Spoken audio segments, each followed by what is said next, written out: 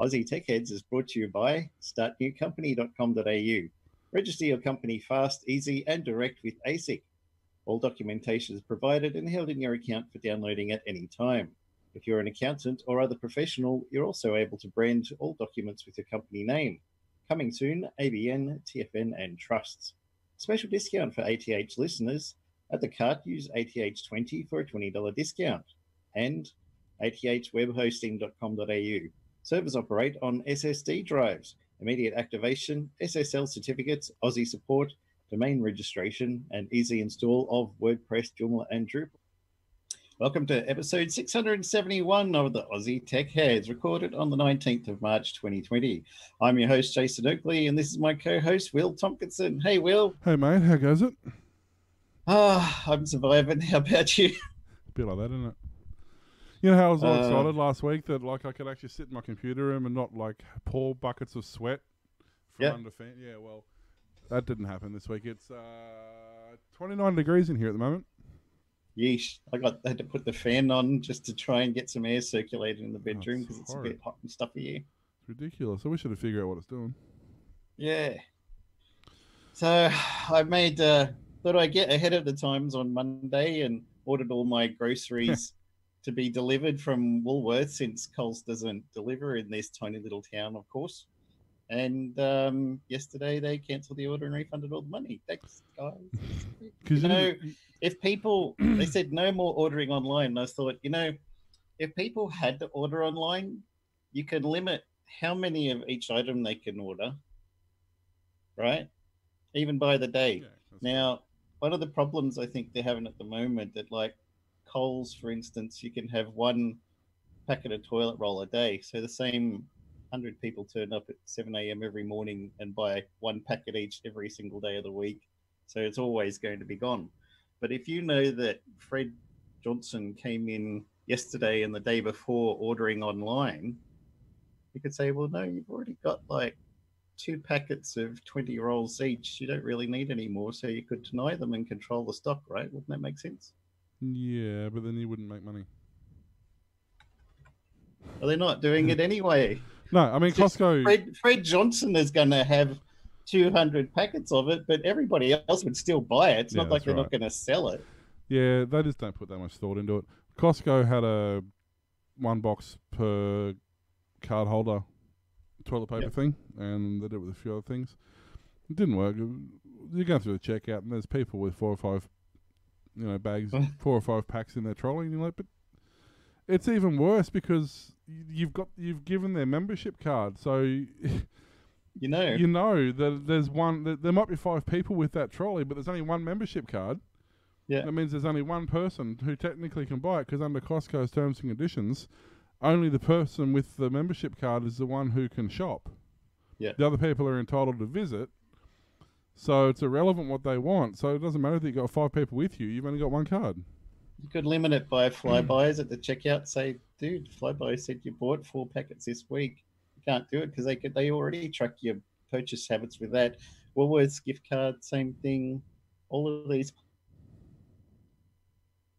places got tracking on purchases and stuff. Why can't they limit them as well? They just don't want to. Yeah, they got security guards out the front of Coles. Yeah, they're coping that way, but there are other.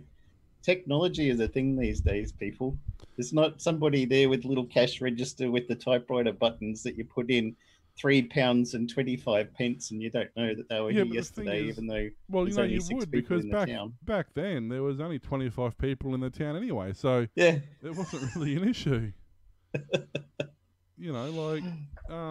That's bloody ridiculous, mate. There's several ways to do it. Driver's license, or there's heaps of ways of doing it.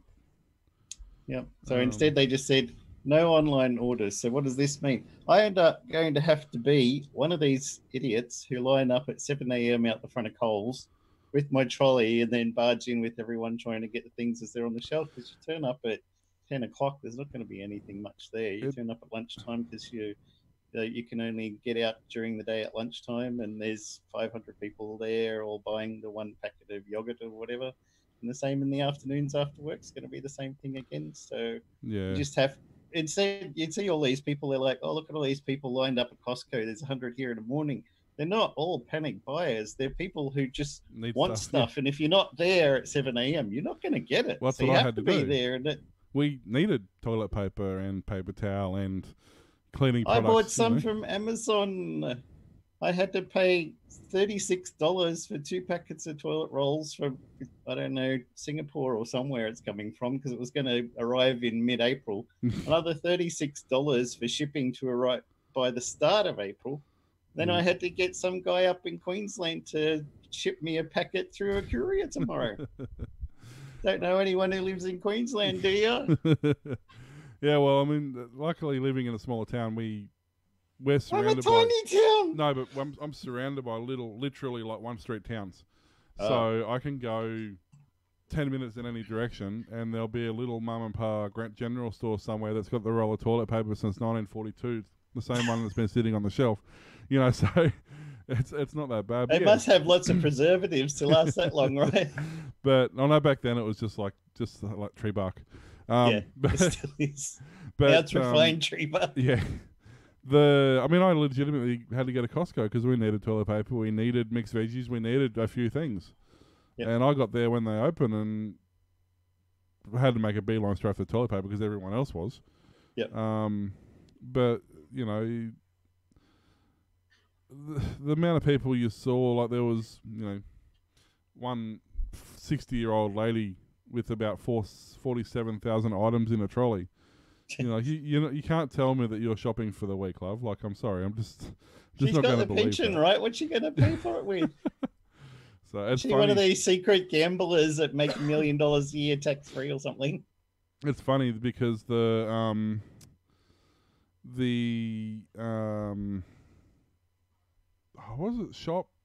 shops, I think it was in India or Pakistan or something, people were sending, well, his family members in Australia were sending him products to sell in his shop.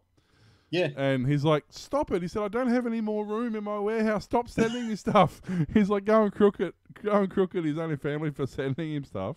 Dropship places are making a mint at the moment. Oh, yeah. Well, have you noticed on eBay, though?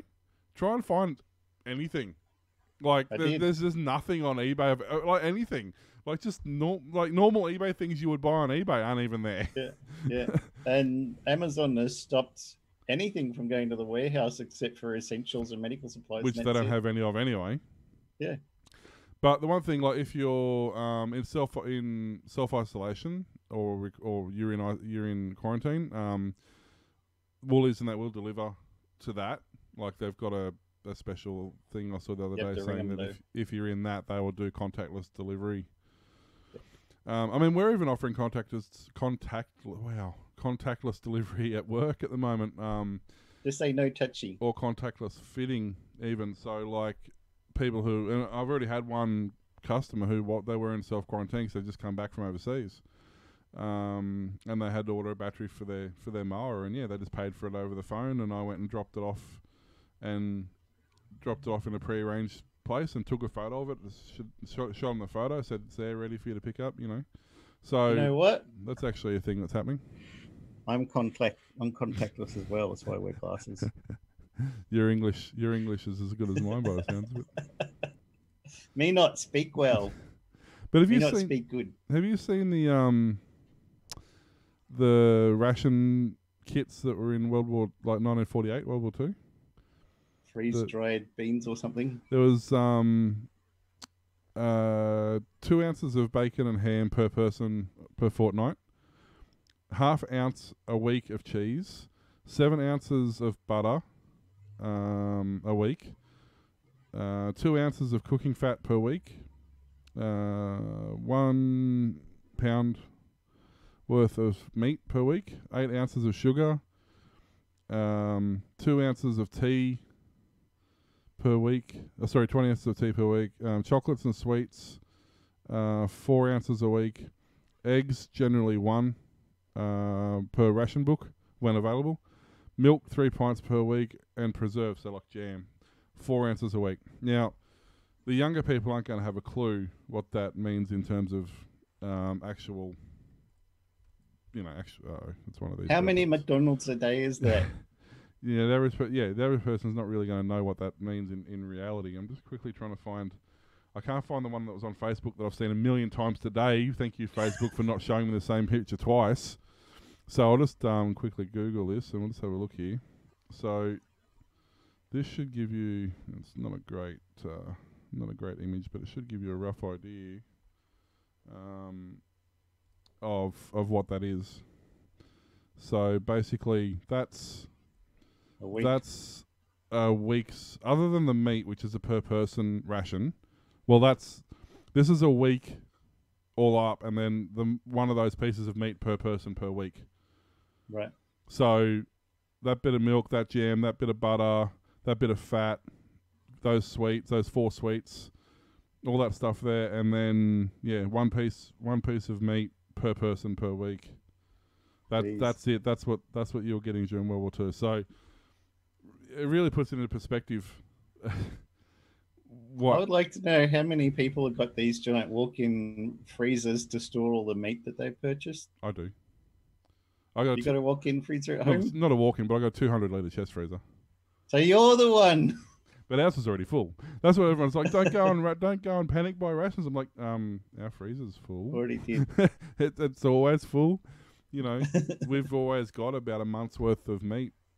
We can pretty much survive other than fresh fruit and veg, obviously, which don't last that long. But we can generally go for about a month if we had to, and if we had to, it could probably even go a bit longer. Honestly, if you see a blue Hyundai coming up the driveway, I've run out of food. Yeah, don't shoot. Yeah. I got a granny flat down the back if you want to come stay. Yeah. The only civilized place left in Australia. It's starting to feel like that sometimes. This small. That's one thing I love about living in the smaller towns. Within 3 or 4 blocks of here, other than the fact we've got a butcher and a grocer separately from the IGA in town. Within 3 or 4 blocks, there's a guy who does honey. There's a lady who does cooking chickens, eggs, 3 or 4 different fruits and veg. There's another guy around the corner who does like banana and apples. There's a lady around the corner who does like zucchini and capsicum. So within 5-minute walk, you can get a feed anyway. People are buying up all the chickens this week. Yeah. Because they can't get the eggs they want. Then they have to get the feed for all the chickens. And then when the crisis is over, you've got a lot of chickens. Well, we've got plenty of food. Got to do something with. Are you going to get the same price back that you paid for them originally if there's going to be suddenly a glut of chickens on the market that everyone's trying to sell? You can't get your toilet paper refund, so you know. Yeah. You don't have toilet paper clucking in the backyard all day and night and have to keep feeding them for the rest of your life. What's really funny is fuel just about everywhere else has gone up. It was $1.09 2 days ago, pretty much everywhere. And then yesterday and today, pretty much everywhere I noticed it's gone up to $1.35, $1.40 in most places. Except for our local servo, it actually went down to $1.02. I'm like, you bastard! I filled up yesterday for $1.09. It's always the way, isn't it? For $1.02, I'm going to go and grab the 44-gallon drum I've got down the back and go and take it and fill it up. You should be like those ones in America that are just buying those plastic tubs from the shops and taking the lid off, filling it up with fuel, and then loading that into the back of their car, into the boot to drive home. How much of that's going to be left inside the containers when they get home? How much of the container is going to be left? And they got video of this lady who's gone down there with shopping bags from Coles and filling them up with petrol and then loading Coles bags into the back of the car. Yeah. You found it. Yeah. I know, That's right? going to do well. Because those biodegradable bags are going to last a long time. Once when I was moving house, I had a fish tank and I thought I'll leave a couple of inches of water in the bottom and there's quite a tall tank and I'll just drive to the new house with them. Yep. I got down the road round the corner. I had to stop because it was just sloshing everywhere and the fish were about to fall out. It's amazing how much mess I've done the same thing with fish because we've had fish as well. I've done exactly the same thing. It's amazing how much mess 2 inches of water in the bottom of a fish tank can make. Yeah, It's just you just slow down. Even driving the most gently I've done in my whole life, it slushes up the side and slushes back here, and it's got so much momentum. it's ridiculous. It's absolutely. I was got to the exact same as you. I'm like, oh, I'll just chuck that in. That'd be fine. It'd be Let me have a look at yeah. my No, fuel check. your internet connection is unstable, just in case you needed more problems. Yeah. Just add it to the list. $1.37 around town everywhere. Petrol. $1.37, yeah, and that's our survey down the road. It's $1.02. 20 cents, people. You're gouging us. So Rip off. yeah, speaking of no, I think you're gone. You've gone. You've gone. Well, seeing as you've gone, I will replace you with Glenn. Glenn has done a video. So we shall play that, and while we're doing that, maybe Warlock can go and restart his router or something and hopefully reappear magically. So I will show you this video that Glenn sent in. So it was recorded on his phone because, in typical Glenn, he couldn't figure out how to use a computer. So let's just play this, and hopefully it works because I haven't actually tried this video yet. So we can do. No, great. It's not happy with things. Hang on. I can do this sort of stuff. I'm skilled enough to make this happen. All right, let's try. Thanks, guys. Well, as you can see, I'm bunkered down at home, and it is the ghost. Yes, the Glenn. I am still alive. Hello, everyone. Thanks to Jason Will for keeping the show on the road while I've been out. I don't know. I'm sure they've explained it to you. Actually, I've heard they have. But I've been, I had some water issues with that downpour in late January, and it's forced me out of the office, and I'm now up into the sort of the main area of the house, the kids' lounge room. That's why you can see there's a couple of TVs over there. That's their little Xbox things. But it's been pretty crazy. It's been hard. Look, I did try and do a proper recording, on the computer, but as luck would have it, I just could not get the audio working on Wirecast. Audio worked and recorded everywhere else, on Teams, on Skype. It played the Spotify. Everything was working. The webcam audio was working, but why would it not work on Wirecast? I don't know. I spent about 20 minutes. And I thought, that's enough. I've got other things to do. But yes, but I am still alive, so thanks for sticking with the show while I've been away, and hope to be back soon. The update on the tiles and the water-infected areas of the house is that had the carpet lady come out yesterday. I think there's a laundry cabinet dude coming out next week to measure up some cabinetry, and then I think I'm going to get a builder in the week after or something to start measuring up the rooms for the tiling and so forth. There wasn't too much damage, just some of the tiles, they got a bit drummy, after the water got to them. The laundry got hit pretty bad, but thankfully it had a drain in there, so it sort of drained away, and the office got smacked the most, and so I've just been out of there for a little while. But look, all things it's coming together. I had to get a drain put in sort of under the house. We got a split level house, and that means that there's a bit of an expanse or an area under say where I am now, where you throw all your junk and stuff. And the water was coming from the roadside, and it was because as it was coming downhill underneath the house there, it's all cemented, so it's not dirt. And the water must have just been so much in the dirt, just it couldn't take any more, and just through all the little cracks in the cement and all the little cracks around the pylons that hold the house up, the water was just, not rushing or gushing, but just sort of seeping out there. And the more it seeped, and then it just made a bit of a mess. Ran downhill and ran through the rooms downstairs. Plus, in the middle of all that, I slipped over and sprained both my ankles. So didn't walk for a couple of weeks, but it's getting better. Still a bit limpy and wobbly, but it's all getting very much improved. So thank you very much. Now, look, I thought I'd jump in and do a couple of stories to try and get back into the swing of things. So I hope I haven't stolen Jason Will's thunder here with a couple of these stories, because coming in like this pre-recording, I'm cherry picking the hell out of these stories because this coronavirus, it's starting to take hold pretty bad. Well, not take hold as in such the virus, but the restrictions on movement and the restrictions on and what we do is starting to take hold for sure. That's pretty much not that I remember, but it's like wartime, isn't it? This is like a little video from the bunker or something. But look, I've got a couple of stories prepared. So look, obviously there's a few corona stories, so let's jump into them.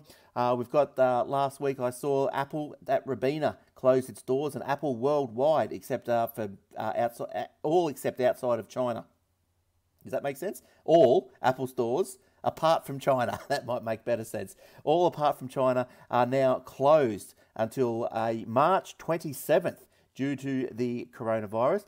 Tim Cook said all its hourly workers will continue to receive their normal pay. So as you would expect, I think with Apple, they're probably the world's richest company. So that's good to see that those guys are getting their pay. Apple has more than 500 stores worldwide, with half in the US. The company is also encouraging employees to work remotely if their job allows, and those whose work requires them to be on site should follow guidance to maximise interpersonal space. So I'm not sure what work that would be if they're on site, because they're supposed to be closed. Maybe they do some outreach or something. Who knows? But look, I sort of queried that to start with, the closure.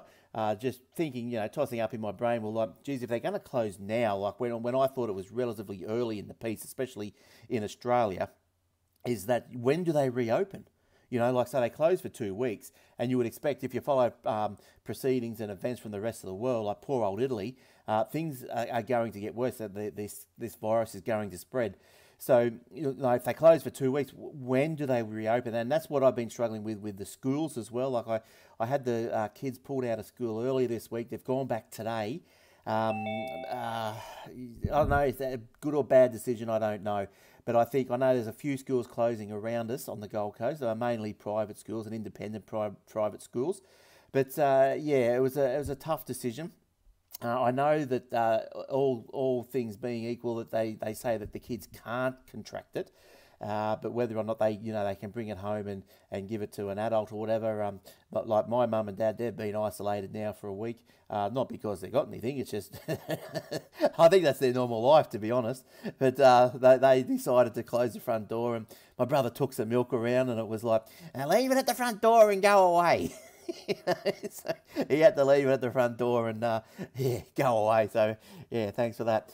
Now, just to help us all stay at home, I guess, and I hope we're all adhering to the social distance guidelines and all that sort of stuff, because I think truly it's the only way, it seems, that we're going to beat this, if we can just all hunker down for a couple of weeks and let this virus run its course around the place without too much destruction.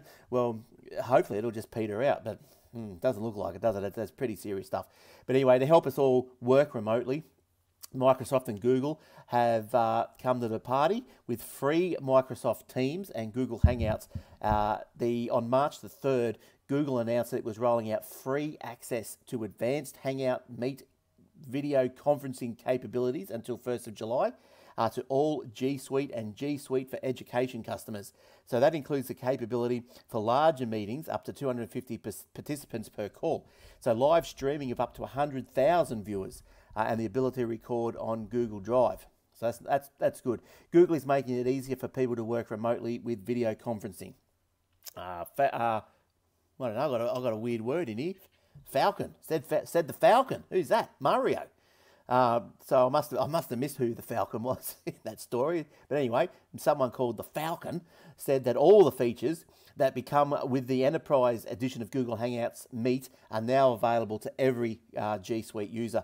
Microsoft, meanwhile, which includes Teams, for no cost to those who pay for Office Suite, is offering business and educational institutions not currently listed for Teams a free Office 365 E1 offer for 6 months. So what's more, as of March 10, Microsoft rolled out updates to the free version of Teams that lifts the restriction on user limits. So look, if you're looking to get into video conferencing, there's another 2 options. I know you could have a look at Zoom. I'm sure most of them are probably coming up with certain plans, because even like I was thinking, like our school, they were saying that they want to get onto the, maybe some home learning for the kids that aren't attending the school. And I thought, yeah, that's going to be a good idea. But I thought, but imagine if like every teacher, every classroom was streaming their class. Like that's a massive amount of bandwidth just for the school to punch out. Like I know, even though it goes up to the Teams server or the Zoom server and then it gets distributed like that, it's still a massive amount just for that school to upload all at one go. Like I don't know how many classes there are at one time. Say there's 100. Would there be? I don't know, whatever. But that's still a massive amount of data. Now, look, you might have had just a little glitch there. It wasn't an edit. Technology issues in this show, fair dinkum. My phone ran out of space. So I had to start deleting some stuff just to get through. I couldn't do it on the computer, and now I'm struggling on the phone, so I better hurry up. But as I say, yeah, massive amount of data for the schools. And but in saying that, looks like the NBN, they're sort of coming to the party a bit as well. NBN co-brand, oh, hang on, that's another story. Hang on, now even this thing has gone crazy. NBN Co offers up to 40% bandwidth boost to internet providers. So not that we'll see any major speed increases here at our end, at the user end, but the boost will be at the provider end. So I guess, I suppose we could see some degradation in service, if there's a lot of people on at the same time in our area, and we got slowed, and then they had access to extra bandwidth. Then yeah, sure, we would see an improvement. But NBN Co will ease any temporary burden on internet providers in the next few months caused by an anticipated upswell in people working from home by waiving charges up to 40% for extra bandwidth. They should be damn well doing it for the whole lot, as far as I'm concerned. There should not be any charges, any extra charges. It should be 100%. Just use whatever you like, because this is tough times, and people need their internet. If you're going to stay at home, you've got to make sure that people can get the Netflix and the internet and whatnot. From Monday, retail service providers will be able to access the extra bandwidth on a as required basis. So that's good. Now, so while we're doing all that, and we've got the NBN Co brands. This is a bit off track now. This is something that came up. It's still with NBN, but they've widened their definition of up to a gigabit service, which to mean is now the definition of up to a gigabit now means between 500 and 900 megabits per second on the downlink. It'll also rebrand 100/20 megabits and the 25/100. That doesn't even make sense. These damn newspapers.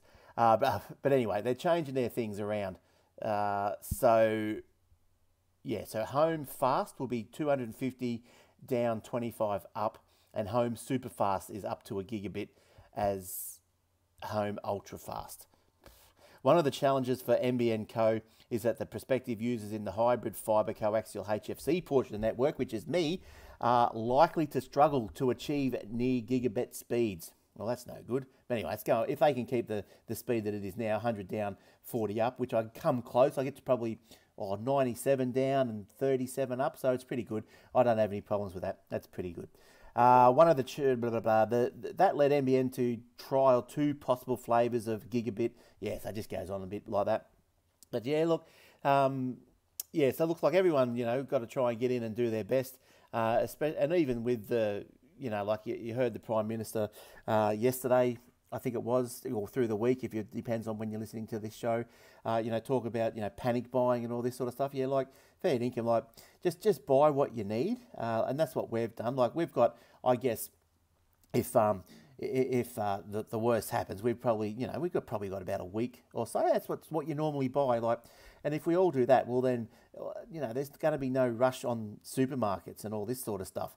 I've heard of people, taking money out the bank, buying gold. Oh, preppers. Oh, God love them. But, you got to, we're all in this together, so we just got to try and run it all out.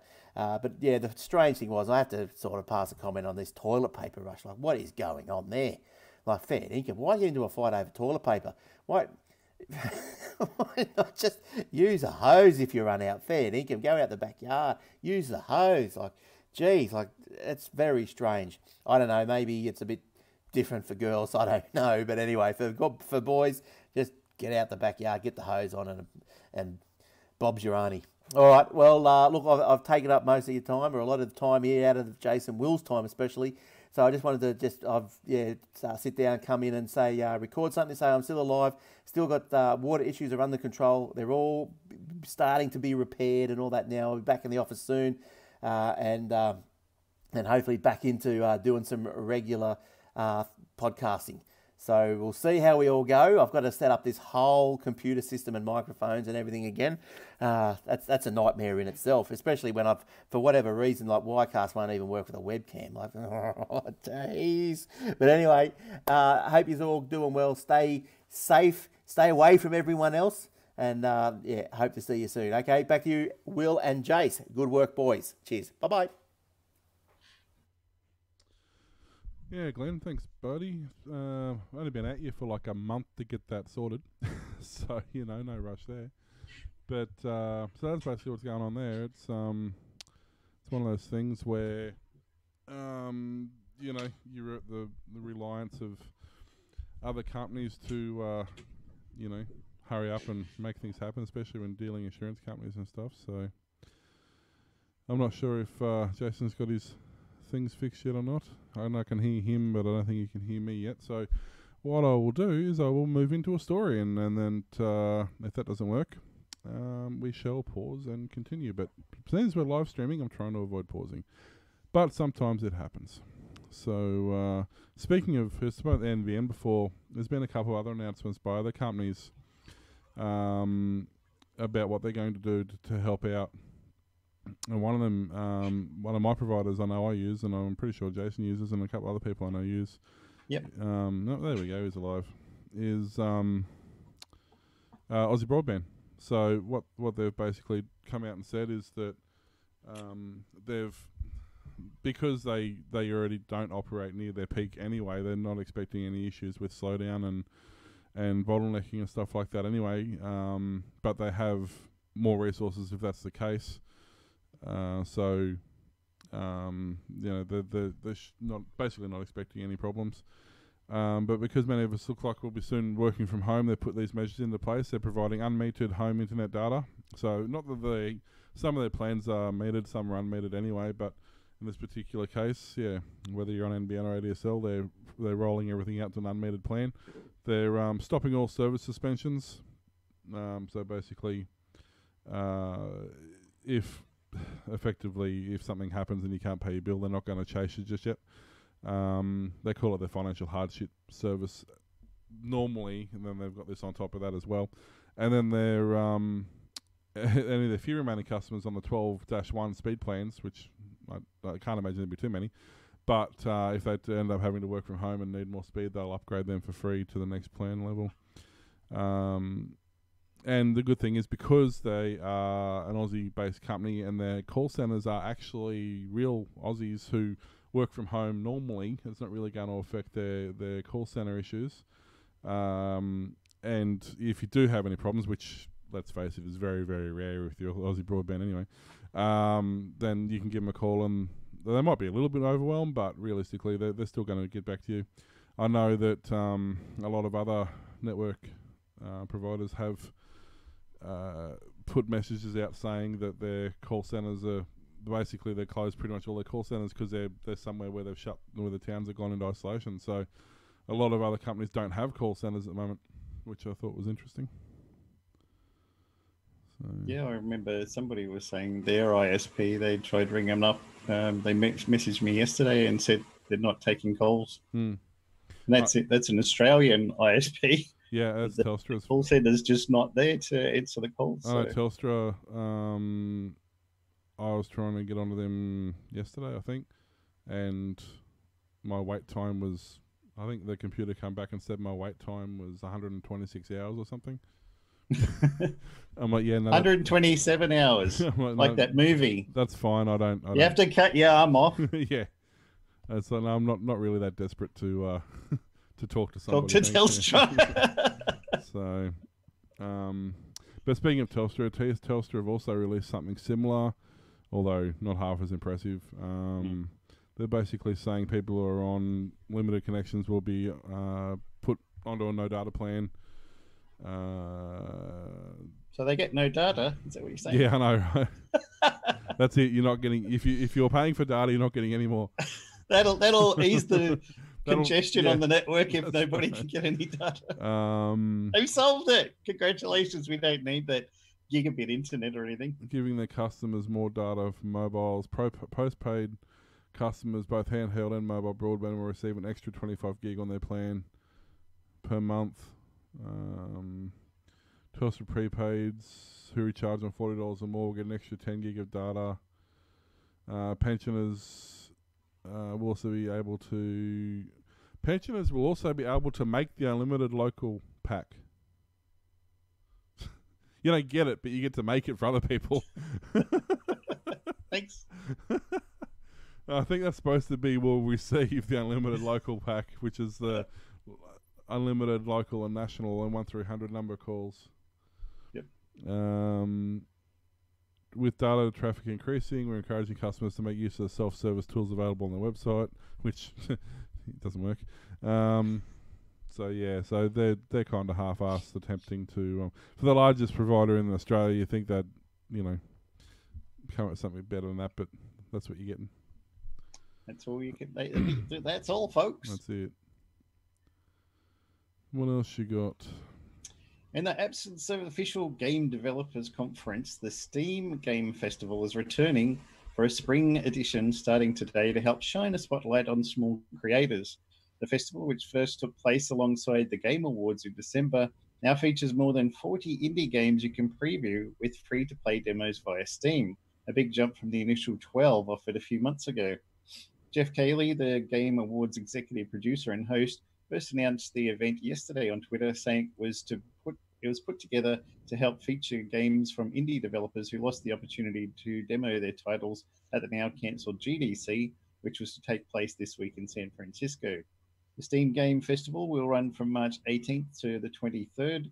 The collection features games from a number of the more well-known indie demo day events, many of which participate every year at GDC. This includes Indie Mega Booth and The Mix, as well as smaller events like Day of the Devs and Wings Fund. It's always good when indie stuff gets promoted. You can never. Yeah.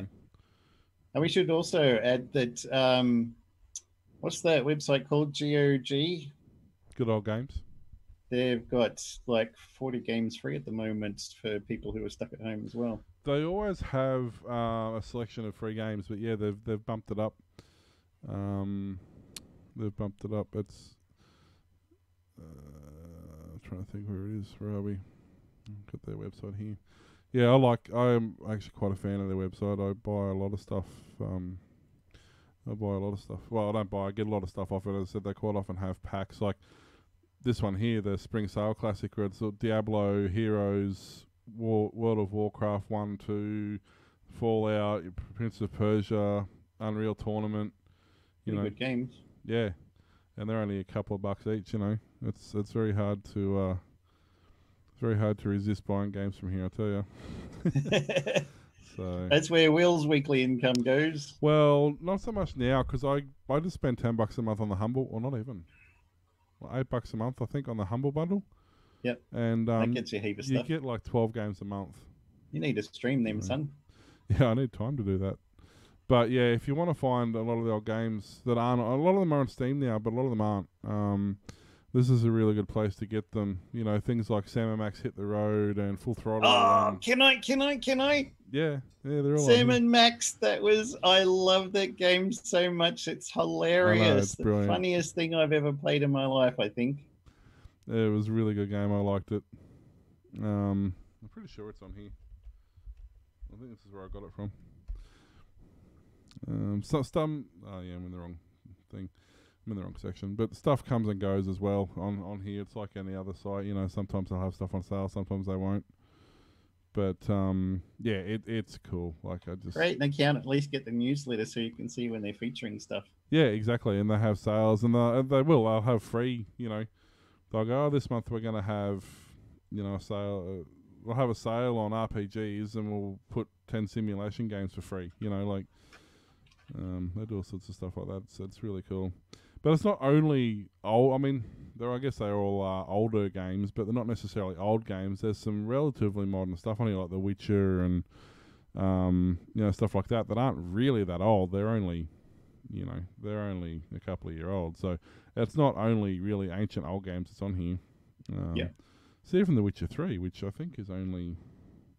It was Game of the Year. When did it come out? It was 2016, yeah, so it's only a couple of years old. GOG.com/partner/stay_at_home. Stay at home and play some games from our catalogue. Aklabeth, Alder's Blood Prologue, Beneath a Steel Sky.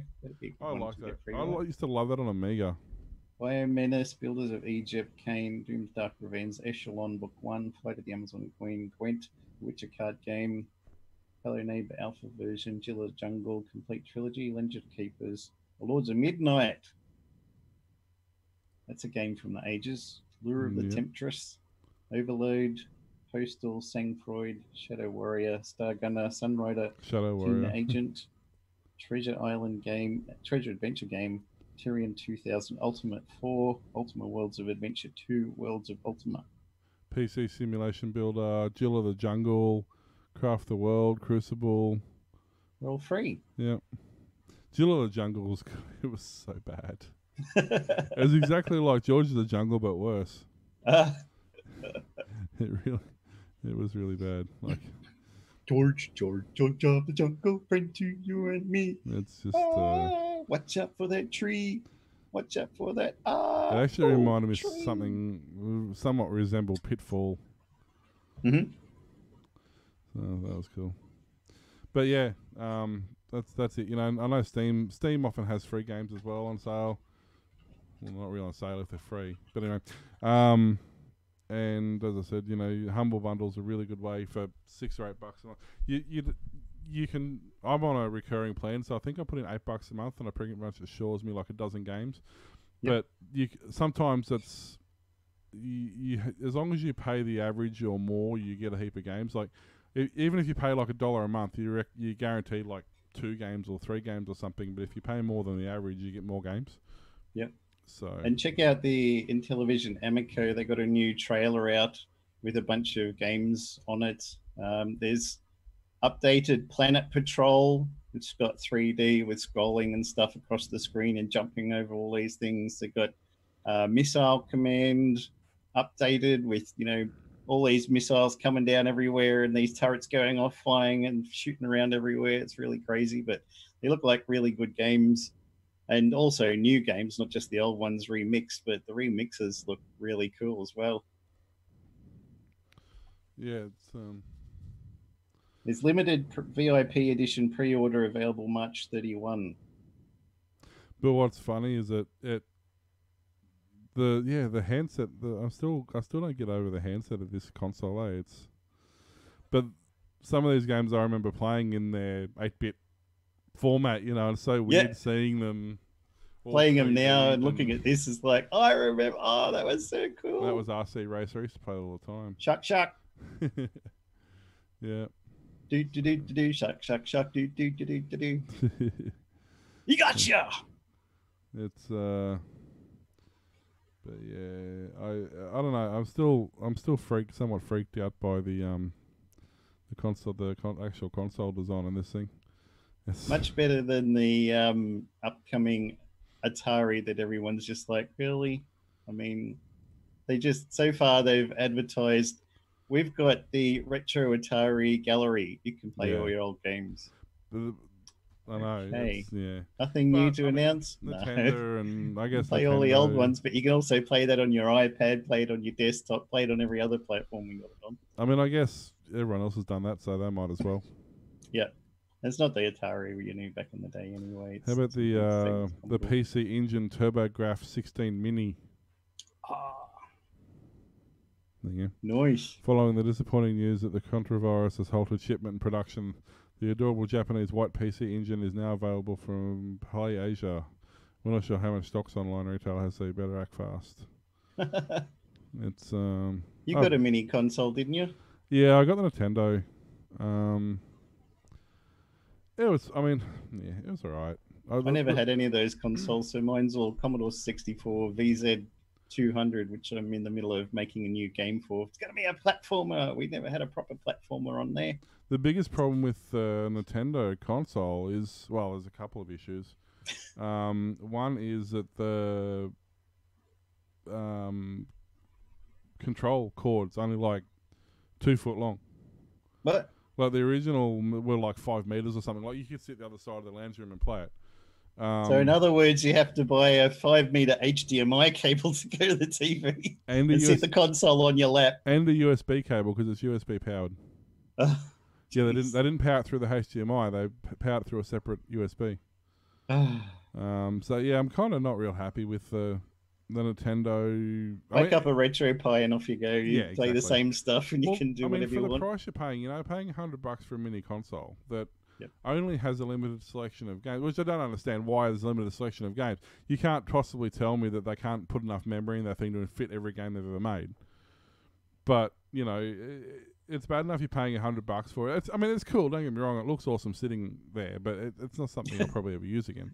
But that's the thing. It's a great paperweight. It's the best paperweight you ever bought. You can build a full-on stand-up console that plays arcade games plus all the home games. You can build one for $500. So really, for the sake of buying a couple of these consoles, you could make something that's far superior. And if you've got a Pi and a monitor, $100 and you've got everything you've ever played. Yeah, what's a Pi now? $30. Yeah. Cheap $20 monitor, so $50. You pretty much sorted. But that's for $500 you can build have the full experience. Yeah, so, yeah. I don't know. It's cool, but it could have been a lot better. It really could have been. It should have thunk a bit better. Has it got like Linux emulator or something? No, it definitely looks like it's original ROM material. I don't know. I haven't read into it, but I pulled the cover off it. Yeah, there's not much because you had to. Yeah, pretty much. It's not much more than a memory chip and a chip on board. Like there's really nothing happening in there. There's no sound processing and there's video processing obviously for the HDMI out. Yep. But there's nothing in terms of processing power going on in there. So, what else you got for us, son? Firefox. That browser that we all know and know. Yeah. Which I'm quite a fan of. I don't mind. I use it quite a bit. I've got it on everything. I only use Firefox. Yeah, I use it quite a bit. But one thing I did use, and I didn't realize how much I used it until I actually thought about it. Firefox is removing the FTP protocol. They're doing it for security reasons, which I get because FTP is not secure, as we all know. But they're removing support for FTP protocol from Firefox. Firefox? Wow. Firefox. Firefox. That's a really angry Ewok. Going forward, users won't be able to download the files via FTP protocol and view the content of FTP links and folders inside Firefox's browser. Now, the one thing that I mainly used it for myself was internal linking to my Raspberry Pi and to my Nano Pi and stuff like that. I used to use it for that because you could bookmark certain directories and folders and you didn't have to spend 5 minutes getting there once you logged in. But I have PuTTY and I can do everything through PuTTY anyway. I just like the visual side of Firefox. And you should be able to, though, they would still keep SFTP, which is secure encrypted FTP, built into it, which would do the same thing. Yeah, but then you got to have that set up on the unit that you're using. Yeah, I got it on my Minecraft server in the lounge. I just enable the application the way it goes. I don't. I only just figured out how to copy and paste stuff to make stuff work. Yeah, I know. I'm hardcore geek from way back. All Linux and Unix stuff. So I've got a bit of it. But if you need help, let me know. I'll help you set it up. Don't get me wrong. I enjoy it. I enjoy the challenge of making stuff work, and I love doing it. I just don't have the time. And all the swearing and. I don't have the time to put into the back end to make it do what you like. The way you go about it is you would do it entirely different to the way I go about it. I find a website where someone's done something close enough to what I want to do, and then I just copy and paste it into mine until mine does what I want it to do. I just they're brute all on force DigitalOcean. Have you seen all the tutorials? How do I do this in Ubuntu? No, I don't. DigitalOcean. Yeah. No, mine are all yeah, they're all. I go to the ones that are text based, so I can copy and paste the text. I don't have to do any typing at all. I just like brute force attack mine until it works. Yeah. You will do this. Got that one going. So but yeah, there's options like putty and stuff like that are perfectly fine. I just didn't realize how much I actually use the Firefox app because it's visual. And it instead of typing your directories and blah, blah, you just click, and you get to where you want to go. FileZilla. So, yeah, exactly. FileZilla works perfectly fine. Which, I mean, is obviously made by Mozilla anyway. Like, it's not like it's a big deal. So, but yeah, so just if you are using it for FTP, you can't anymore. For you, man. Basically. So, yeah.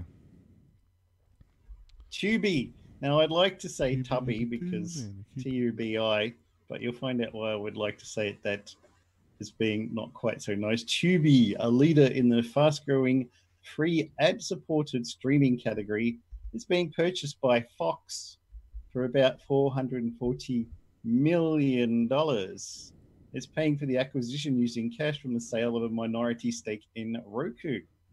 Tubi brings Fox an expanded consumer offering with a sizable younger skewing and directly connected user base that spends over 160 million hours per month watching content on the service. Tubi is available on more than 25 digital platforms in the US with some 20,000 titles and 56,000 hours of film and episodic television programming from over 250 content partners. Never heard of it. No. Oh, Fox plans. Yeah, I was going to say I have only because of the Android app. Fox plans to continue to run Tubi as an independent service and said it will evaluate opportunities to expand its offering, though not original content, but in a more cost-effective manner by leveraging our expertise in national. It's free. How much more cost-effective for who? More ads. And less content. Because if it's owned by Fox, they'll only be able to put their content on it. Yeah. Everyone else will take theirs off. They're going to be like, no, Fox, no. You don't get that. Tubi founder and CEO Farhad Masoudi will continue to lead the service. Sure. Tubi will immediately expand our direct-to-consumer audience and capabilities and will provide our advertising partners with more opportunities to reach audiences at scale. Importantly, coupled with the combined power of Fox's existing networks, Tubi provides a substantial base from which we will drive long-term growth in the direct-to-consumer arena, said Fox CEO Lachlan Murdoch. Please disable your ad blocker before you can view this content. Another one bites the dust. That's why I want to call it Tubby. Yeah. Because it's going to be Fox and I don't care. I just use Let Me Watch This. Yep. Oh no, movies.do, actually. It is now. Let Me Watch This got hacked. Got DDoSed out of existence. So yeah. So now they use Cloudflare. So movies.do. I don't think Cloudflare would appreciate what they were doing, actually. There's plenty of those DDoS protection services. Somebody will do it. You give them enough money, everybody will do anything. Yeah, pretty much. That's why my job exists, fighting spam, because you're like, why do these virtual hosting companies keep selling servers to spammers? Well, they make money for it. Why would you say, I want to stop getting thousands of dollars per month from this guy just because he's sending spam? No, please, here's more services. Spam all you like. I'll let you do it until they threaten to shut me down, then you can go away. Keeps me in a job. Yeah, well, this is the one that I do. So this is, where are we? This is movies.do. This is the one I use. It's a free account. You sign up, create a free account, and it's all good to go. And they got pretty much. Is there new Cosmos? I heard rumors there's a new Cosmos. I saw it on there. It was Cosmos. Is that the? Where are you looking? On the left. Oh, there. Season 2. That's season 1. Well, I don't know. You click on here. I thought I heard somebody saying there might be season 2 coming out now. Look, episodes, season 1. They haven't got a season 2. They might not have it because it's probably going to be a commercial network that'll pay for the rights first. No, it'll get on here the day it's that one. But they've only got season 1 at the moment. No, they've only got season 1 through 4, but they've got the schedule for episodes, for future episodes. So Yeah, here we go. Season 2 possible worlds coming to National Geographic before Fox. National Geographic. 13 episode mind blowing adventure when Cosmos Possible Worlds premieres March 9. So it's out. We should be able to get it soon then. Be whenever once it airs. Yeah. Sweet. I can't wait for that. I like the first lot. I didn't think Seth was going to do any. I wonder if Seth's still involved. He must be, right? Him and Neil deGrasse Tyson. Yeah, I'd imagine so. Yeah. Sweet. Bring out more Orville. Yeah, I know, right? It's October or November this year. Is it? Yep. They got, well, possibly later now because of this whole coronavirus thing, but they got, somebody got injured or something happened, and it really put the show behind. So I hope it wasn't his cute wife.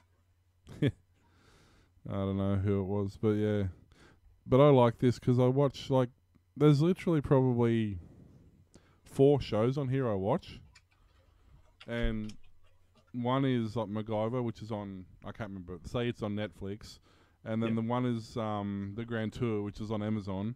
And then one is something else, which is like exclusive to Prime or something. So there's like literally 4 shows I watch. I would need to subscribe to 4 separate services to watch 4 shows. Just when we had everything set that we'd only be paying one person for our stuff to get away from all the different cable packages, suddenly we're back to everything everywhere again and have to pay everybody lots of money. Have you seen the new Sonic movie yet?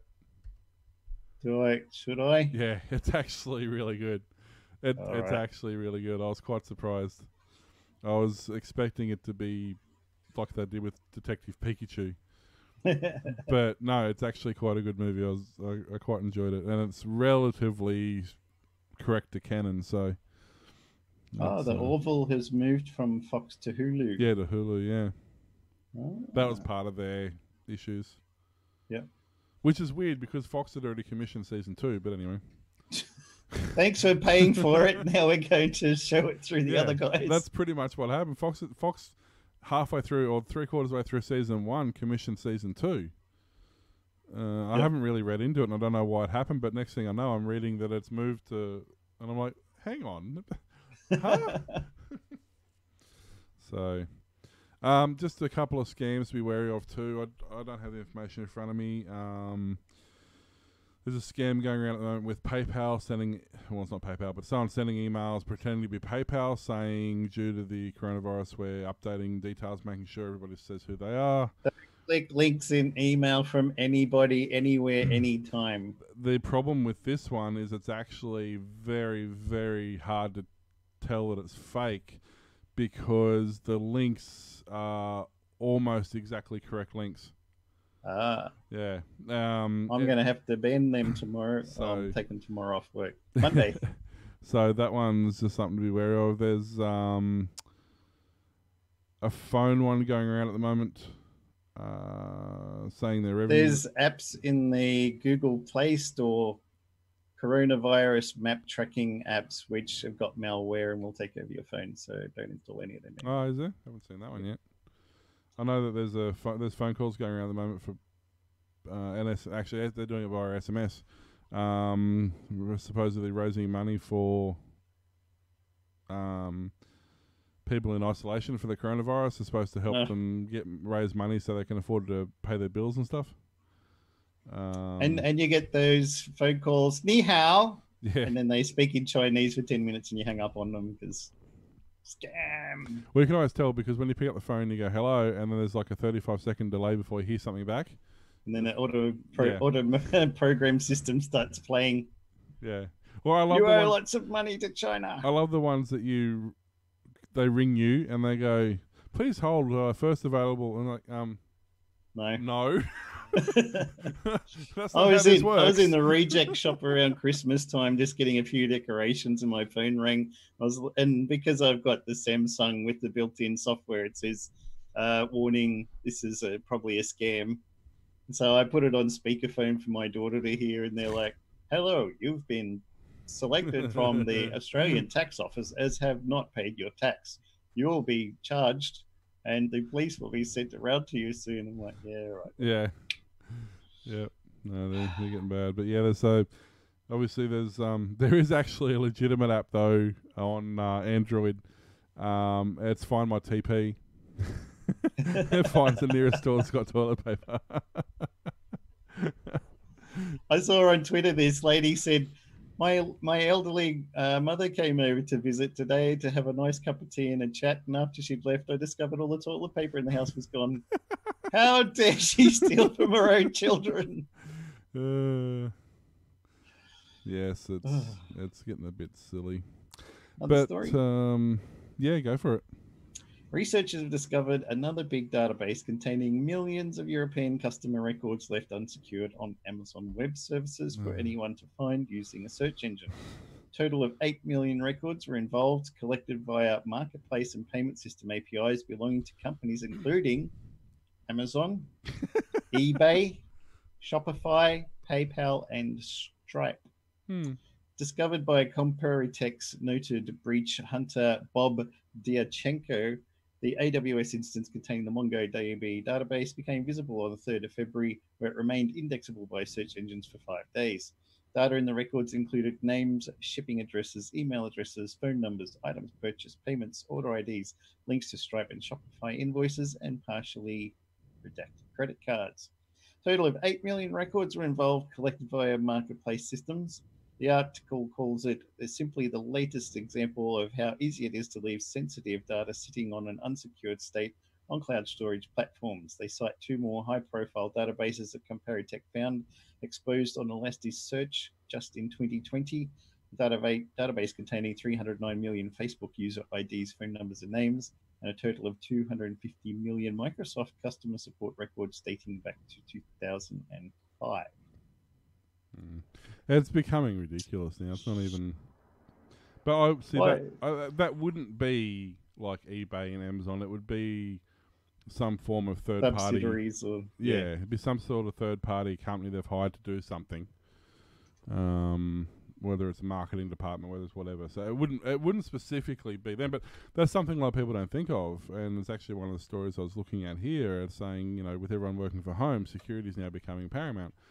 And that's the thing, like you might share a computer at home with your kids or with a family member or friends or whatever, and you just leave your stuff logged in and not even thinking about it. Like it's very easy for security breaches to happen. It's no big stretch to think how it happens in corporations. It's exactly the same thing happens. It could even be as simple as somebody hires a server to put databases on. It's all encrypted, so they pay for a third-party encryption. The encryption service expires, and they've either forgotten about the database or they're not using it, or it's not an active database, so they sort of haven't noticed. Yeah, well, the Elastic servers originally was set up as unsecure, and you had to secure them. Yeah. I think these days, Amazon have gone, for crying out loud, you people need to secure your crap. And so they start them off overly secured, and you have to start opening one port after another to get your systems to work, which is probably annoying for the companies, but it saves people yelling at. I mean, I worked at a web host in Melbourne, and this guy rings up and he goes, "Oh, my WordPress got hacked." And I have a look at him like, yeah, because it's like version 3, and we're up to 4.5. So your software is so old, you need to keep updating it as they recommend, because the old ones are hackable. Yeah. Oh, I thought I bought a secure service from you. Yes, you did. But then you left the keys under the mat at the front door, and somebody picked them up and came right in through there because you unsecured it, didn't you? Yep. You can't say it like that exactly to a customer. But I did it very tactfully, and he's still like, "You need to secure my stuff. It's all your fault." Rah, rah, rah. I'm like, no, it's not. We gave you a secure service. You unsecured it yourself. That's it. Yeah, that's exactly right. But this is the thing I was saying. A lot of these times it happens to the companies. It's like, what was it last week when it was was it Russian government or something lost a laptop or whatever it is, But it's not always hard drives. That's right. Yeah. But that's right. It's the Australian government that lost the laptop. They fell out of a safe somehow. Yeah, that's fully locked. Dematerialized into the Twilight Zone. But it's that sort of thing where it may not be necessarily the company. It might be the details from people who have used that company, but it may not be that company that's leak the details. Yeah. They may come from a third-party source, But does anybody really care these days? I mean, your name and address and phone number and everything's over the internet 10,000 times anyway. Is it? Birth Does date, it matter? address, mother's maiden name. Yeah. Some people credit cards. Yeah. Check out Twitter. People get a brand new credit card with their dog's face printed on it. They take a photo of the credit card. Look at this. It's got Lassie's face. People are like, can you take a picture of the back? Oh, yeah, this is what it looks like too. That's really cool, isn't it? Yeah. Oh, where's all my money gone? Somebody bought something at Amazon for $4,000. My credit card is overdrawn. Yeah. What? One of the guys I follow on YouTube, he's got a really good fan base. He released a video, and he shoots most of his stuff in at least 1080p and some of it in 4K. And he released a video where there was a scene where he was hopping into his car and he chucked his wallet in the center console as he panned the camera around, and he could clearly read the Amex numbers on the front of his card, the expiry date, his name, all that stuff on the front of his wallet. And with Amex, you don't have a CCV. You don't need it. You just need the numbers on the front of the card. There's a black Amex, so, it was a gold Amex. So, it's a $100,000 limit on a gold Amex. Anyway, within seconds of the video being up, the entire comment section was, dude, you need to pull this video down and re-edit it, like, literally. And within seconds, there was as many comments as there was views. Yep. It was insane. And anyway, he did, but it took him. He must have uploaded it because he's a racer as well, so he would have uploaded a track and then not paid any attention until he got back to his workshop. So it would have been a couple of hour round trip. And in that entire time, by the time he got back, and then he actually he just used YouTube and edited the video and edited that bit out. And put a comment up saying thanks everybody for your support, and then he released another video the next day saying in that 2 or 3 hour window where his credit card details were available for everybody to see, not one fraudulent purchase was made with his card. Wow. That's some honest people there. Yeah, so he's got 2 million followers. Nobody's got my details, but somehow I've still got all no the money details from my credit card before Christmas and bought themselves a ding dong on the internet from a dodgy adult site. We got time for a couple more. If you want, we've always got time. You know that. NFC is usually only used for quick text transfers, like a tap and pay transaction at a register or a quick data transfer from an NFC sticker. A company called WaveShare is really pushing the limits of NFC, though, with a 7.5-inch e-ink display, kind of like a Kindle or something, that gets its data and its power from an NFC transfer. The $70 display doesn't have a battery and doesn't need a wired power connection. E-paper or e-ink displays have the unique property of not needing to power to maintain an image. Once a charge blasts across the display and correctly aligns pixels full of black and white balls, everything will stay where it is until the power turns off, so the image will stick around. You might not have thought about it before, but in addition to data, NFC comes with a tiny wireless power transfer. This display is designed so that NFC provides just enough power to refresh the display during a data transfer, and the e-ink display will hold onto the image afterward. NFC data transfers max out at a whopping 424 kilobits a second. Well, that's enough for an instant transfer of credit card data or URL. The 800 by 400 image the display needs will take several seconds. WaveShare says the display takes 5 seconds just to refresh, and that doesn't count the data transfer, which will vary depending on how complex your image is. The video shows a start to finish refresh that takes 10 seconds. If you want to use a phone, an Android app will convert your image into several different black and white styles and beam it to the display. Sadly, there's no iOS app yet. iOS apps don't have the ability to write to NFC devices for the longest time. Writing to NFC was added at the launch of iOS 13, which only happened a few months ago. Yeah, it's not that new of an idea. It's what they're doing with it's a little bit different. But there's one I'll show you in a sec, which is a 4.2-inch passive one that's been in the Arduino community for a couple of years. Yep. So this has been used a lot different things, but predominantly it's used to use your phone to enter a secure site, and it brings up all the information on the screen, so the security guard can look at the screen and then look at your phone, and it can be used for off-site things like rural or non-powered areas where you haven't got to worry about power because it'll bring the data up. Yep. And this situation like this, exactly, they're using it for weather stations where the Arduino every 5 minutes uploads a new variance. This is the 4.2 inch version of that. Yep. They're not that expensive. These were only I can't remember off the top of my head, like $30 or something like that. And it's the same sort of principle. It's still WaveShare, like it's the same thing, but it's a bit quicker in these because it's a smaller screen. It's only like a 5 or 8 second sort of round trip. But same sort of thing. You can use it for exactly, for lots of different things because it doesn't need power, but its ability to display, even though it is only a black and white image, it's actually quite a high quality image. So you can use it for displaying somebody's photograph in black and white, or you can use it for weather apps. You can use it for another one. Be good for an ID card for where you work. You scan a barcode on there. Another one I've seen it used for is for counting entrances. So if you've got a venue restricted to a certain number of people, everybody just scans their phone in. Sounds like what Coles and Woolies need. Yeah.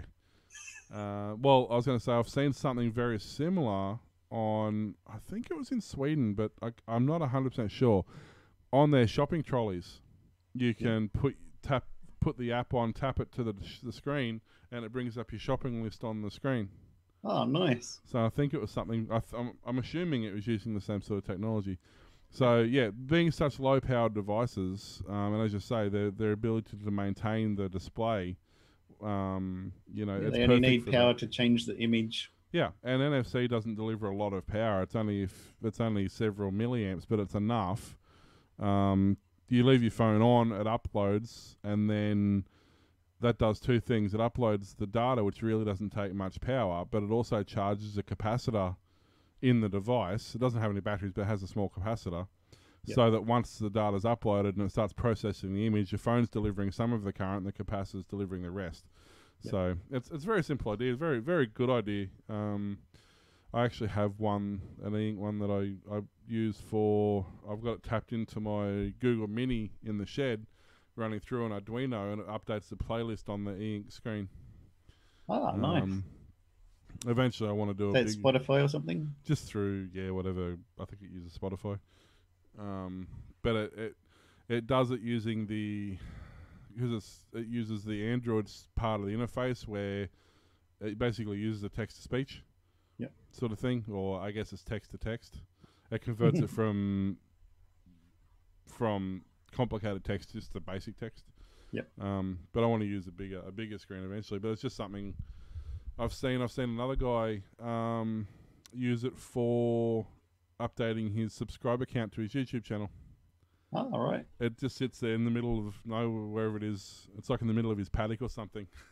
And it literally doesn't use any power, and it's got this little tiny solar panel on top. And then every, once an hour or whatever, it just updates the number for the subscriber. I think it's on his. Does that so the cows can see how he's doing, or what? I can't remember. I think it's Waylon. I think it's on the back of his F truck in the Waylon Weston. I can't remember his name. Something like that. Wheaton. It's something like, I can't remember his name exactly, but it's like on his tractor or on his harvester or something. It's something really it's just him. Yep. Like something so him it's not even funny, So, but no, the e-ink stuff, there is actually a company that's developing a color. There's been bicolor or tricolor e-inks where they've had 2 or 3 layers of the ink that overlap each other, so you can have. I'll see if I can find a picture of it. So you can have a couple of colors displaying at the same time, but it's not really true color per se. But it does have multiple, like 2 or 3 colors. It just literally has like three displays put over the top of each other. Oh, okay. But there is a company that's actually working on a full color a full color one. Nice. And listen, it's a TFT. Not that a black and white would work fine for that anyway. Yeah. No, it isn't e-ink. There you go. Oh, that's the 1280 by 25. That's the high res one, 9.7. But yeah, there's a company that's working on a full color one, so that you can do theoretically Girl of the day pictures. He's doing like a promotional business card where instead of every store having their own business cards, you walk into a store and you hold it over the transmitter and it transmits that store's business card to it. Oh, okay. So that while you're in that store, it has the store's information and any specials they've got on this little e-ink screen. And then it stores that in the memory as well, so you can upload it to your phone or whatever later on, but it's in that display. You walk around the store and you're physically looking at their sales and stuff. So that's pretty cool. Yeah. Any more from you? Nothing overly exciting. There's the one thing I did want to talk about quickly. I forgot to cover it last week. It was actually a story from last week that we just didn't get to, and technically probably shouldn't this week either, but we're going to. It's Glenn's fault. I'm blaming Glenn that we're running late. Why not? I was reading an article, and I believe it was Sydney Morning Herald. It was one of the newspapers anyway, and they're saying that they're expecting a downturn in IT sales, equipment sales, and servicing and stuff over the next few weeks as more and more people work from home. Which to me seems the exact opposite of what's going to happen. I'm of the opinion that the more people that are working from home, the more IT sales are going to prosper. More people are going to need a laptop. Yeah, or another screen, or another hard drive, or the webcam, so a they can Surface talk to work. Pro, huh? Well, no. Now really, who's talking? What? What? Microsoft clean up? Yeah. Actually, it's funny. I don't know if you watch Adam Savage's Tested, their podcast called Still Unnamed. Yep. Which is hilarious because it was it was their alpha show that they just said, "Oh, we haven't named it yet. It's still unnamed," and it just stayed like that. And their entire podcast is just called Still Unnamed. But on their most recent one, they've got 3 hosts. They've got Adam Savage and a couple other guys. And normally they're all in the same studio. They come in the studio and they record the podcast. Even on their last one, they all decided that they're going to do the social separation thing, and they all stayed at home and recorded the podcast independently. It was quite funny. Who would do that? Recording really podcasts in 2 different locations. Yeah, 3 in their case. What was funny though was they're sponsored by Surface, Microsoft Surface. Ah. And halfway through the podcast, Adam's like, "Oh, I just got my new MacBook today. It's fantastic." And one of the other guys was like, "Shush." Don't say that. So, but yeah, no, I just thought that was this is supposed to be one of their high level financial advisors is saying that there's going to be a downturn in the IT sector. That's the exact opposite of what's going to happen. People are going to need their broadband modems. Yeah, like I don't know what IT sector. Maybe what he was meaning was the business IT sector, like the industrial and the commercial equipment. Yeah. But that's not what he said. No. Did you see the image I shared on Aussie Tech Ed's Facebook page? Someone on Twitter said, "I know this time of self-isolation is hard and scary for people, but however bad you are feeling, please don't consider starting your own podcast. Oh, yeah, I saw that. Straight men under the age of 35 are particularly vulnerable to this, and we all need to be vigilant of the dangers." Yep. Doesn't sound like anything crazy I'd do. No, I know, right? No, it's fine. Don't worry about it. What even is podcast? I don't know. We're over 35 now. You haven't got to worry about it. It's all right. It's only the ones that are under 35 that you got to watch. They're the vulnerable ones. Because we're the vintage experts. That's it, yeah. We're 600 shows deep now. It doesn't matter. 671. So, well, yeah. That's Aussie Tech Head 671, but I mean, all the other shows we've thrown in there as well. Yep. So I've done about another 4 or 5 other podcasts over the years. And some of those have gone into the hundreds of episodes. So Tech Talk Radio, and that's gone. Mac Talk, that's gone. Obsidian Loft, that's gone. Obsidian Loft, Old Fart Geeks, Old Fart Geeks, gone. that's gone. It's the only one that stayed. It's a stayer. I've done Talkback Tech. I've done the Android show. I've done Daily Aussie Tech Heads. What? Who said that? Daily Aussie Tech Heads. Aussie Tech Roundup. Yeah. That will be a show, so it doesn't count yet. Future will. It can't technically stop working if I haven't started it. Right. Okay, just so everyone knows quickly, if there's anybody still listening, if not, that's fine, but whatever. I'm going to be doing another a quick 5-minute daily.